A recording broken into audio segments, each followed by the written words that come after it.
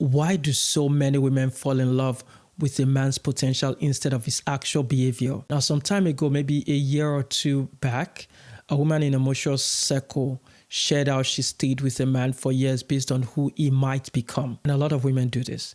Now, she listed all the things he talked about: plans, dreams, promises, goals. But when someone asked what he was doing right now, she went silent.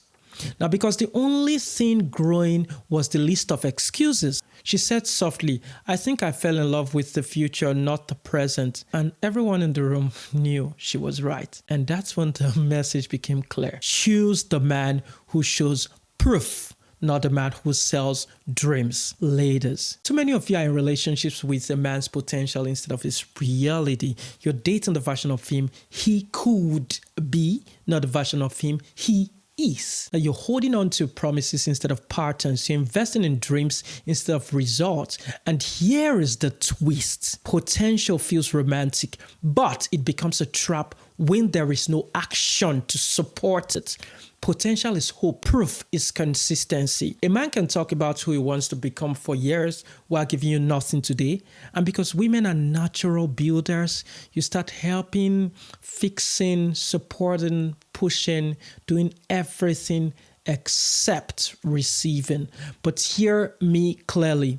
A man's potential is not your responsibility. His growth is his job. His ambition is his duty. His future is his work. If you cannot see his effort today, don't expect transformation tomorrow.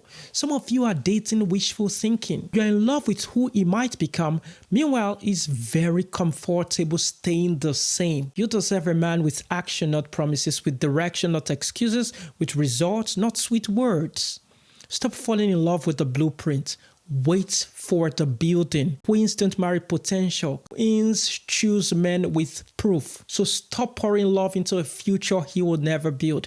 And to lighten the mood the other day, I would say someone joked, if potential was a person, half of us would still be in our first relationships. But isn't that the real message? You don't need to wait for a man to become who he should really be. Choose a love that exists today, not a promise that may never arrive. And speaking of the realities we choose, there is something that keeps coming up in conversations about love, and it's been sitting on my mind for a while. When you really listen to women talk about why they stay in relationships, you start noticing a pattern, not rooted in reality, but in hope. It makes me think about something we don't talk about honestly enough, which is